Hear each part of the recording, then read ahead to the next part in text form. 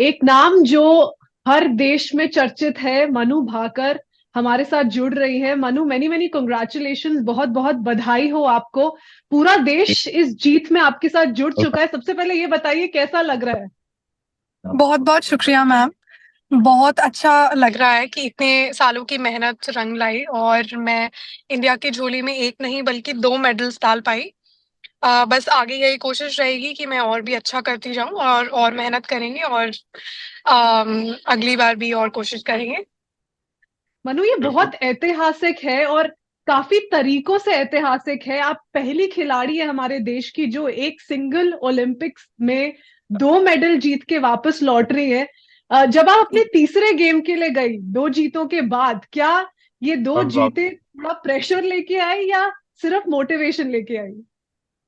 I think सिर्फ motivation ही था कि इतनी ट्रेनिंग की है, इतनी मेहनत की है पिछले इतने लंबे समय से। तो जो भी मेडल जीते हैं उसकी सेलिब्रेशन बाद में देखेंगे। पहले मैचेस पे ध्यान देंगे और मेरा क्वालिफिकेशन नेक्स्ट मैच का भी बहुत ही ब्रिलियंट रहा। और फाइनल्स में हालांकि फोर्थ फिनिश था। बट आई थिंक अब मैं घर में आ रही हूँ दो मेडल्स और बहुत सारी मोटिवेशन के साथ। जी, बहुत बहुत क्लोज था। और हम उस परफॉर्मेंस को लेके भी बहुत प्राउड है। आपकी परफॉर्मेंस इतनी सुपर्ब थी कि चाहे आप चौथी पोजीशन पे थी, पर पूरी देश में आप ही की चर्चा हो रही थी। मनु, ये बताइए, शूटिंग की अगर बात करें, ये जितनी ही दिमाग के लिए इम्पोर्टेंट गेम है, जितना दिमाग से आपको सोच के इस गेम में अप्रोच अपना लेके बढ़ना चाहिए, उतना ही फिजिकल एस्पेक्ट भी इम्पोर्टेंट है। दोनों चीजों का उतना ही इम्पोर्टेंस है। जब फाइनल शॉट्स की बात करें, हम फाइनल्स में जब आप अपने आखिरी कुछ चन वहां पे अपना परफॉर्मेंस पुट अप कर रही थी, तो किस दौर से गुजरी? वो जो मेंटल एक बैरियर, मेंटल प्रेशर आता है, उसको आपने कैसे डील किया? मैं मानती हूँ कि शूटिंग एक मेंटल स्पोर्ट तो है ही, बट साथ में फिजिकली भी आपको काफी स्ट्रांग होना चाहिए अगर लंबे समय तक आपको सस्टेन करना है। और आपकी अगर आप फिजिकली स्ट्रांग होते हो तो आपकी बॉडी बहुत सारा प्रेशर हैंडल करने में काफी सक्षम रहती है। तो क्योंकि इंजरीज हमारे स्पोर्ट में भी काफी होते हैं और उन सब से बचने के लिए मेरे ख्याल से तो फिजिकली आपको फिट होना चाहिए, मेंटली आपको ऑन टोज रहना चाहिए। हम्म। और बैरियर्स एज सच बैरियर्स नहीं थे, ट्रेनिंग की थी इसी के लिए कि अच्छा करना है और कोशिश करनी है, पूरी पूरी तरीके से तैयारी थी इसकी। तो बैरियर्स एज सच नहीं थे, बस मैं हर शॉट हम्म। में अपनी कोशिश कर रही थी अपनी बेस्ट देने की। मनु, क्योंकि मैं शूटिंग से थोड़ी वाकिफ हूं, तो इसलिए मैं ये थोड़ा डिटेल वाला सवाल पूछूंगी। काफी बेसिक सवाल भी है। अगर राइफल शूटिंग की बात करें तो सारा गेम पॉइंट्स में होता है, क्वालिफिकेशन भी पॉइंट्स में होता है, फाइनल्स भी पॉइंट्स में होता है। पिस्टल की बात करें तो आप 10x के लिए एम करते हैं क्वालिफिकेशन में, और जब आप फाइनल मेडल राउंड में खेलते हैं तो पॉइंट्स पे बात आ जाती है। तो ये जो ट्रांजिशन होता है, कितना आसान होता है, कितना मुश्किल होता है? अगर आप इसको मुश्किल मान लेते हैं तो ये मुश्किल होता है, अगर आप इसको मुश्किल नहीं मानते हैं तो ये वैसा ही होता है बिल्कुल जैसा पहली स्टेज होती है। बिकॉज अल्टीमेटली तो आपको शूट करना है, आपको गोली चलानी है और आपको बेहतर से बेहतर कोशिश करनी है हर एक शॉट में कि आप अच्छा करें।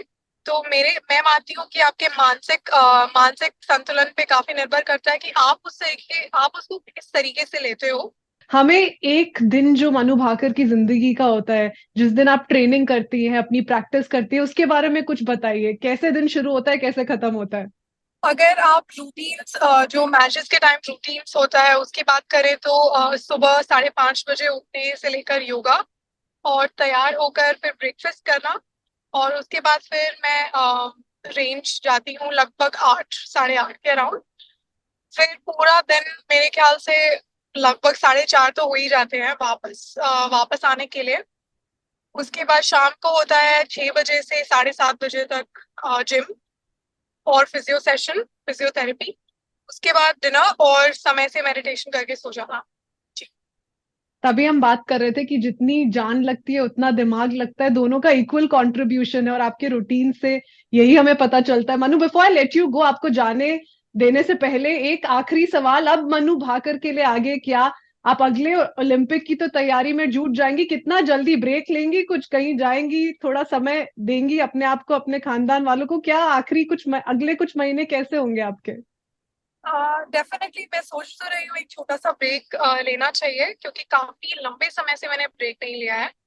और बस मैं अपनी फिटनेस पे काम करना चाहूंगी इस ब्रेक के समय में। और कुछ घर पे फैमिली में मम्मी पापा भाई ने कुछ प्लान किया है सरप्राइज, तो वो मुझे नहीं पता अभी। बट उसके अलावा तो ऐसा मेरा कोई पर्सनल प्लान नहीं है कहीं जाने का या कुछ करने का। बाकी देखते हैं हम्म। जो इंडिया में होता है। मनु, आपका message to all those young athletes जो यंग एथलीट्स है, जो शूटिंग परस्यू कर रहे हैं, इसी खेल से जुड़ना चाहते हैं। 14 की उम्र में आपने पहले पिस्टल शायद उठाई थी, तो काफी अच्छा लंबा समय काटा है और काफी यादगार भरा समय है। काफी कम उम्र में आपने काफी कुछ अचीव कर लिया। इन यंग शूटर्स के लिए आपका क्या मैसेज रहेगा, जो अक्सर डिमोटिवेट हो जाते हैं हर एक चुनौती के साथ, हर एक सेटबैक के साथ?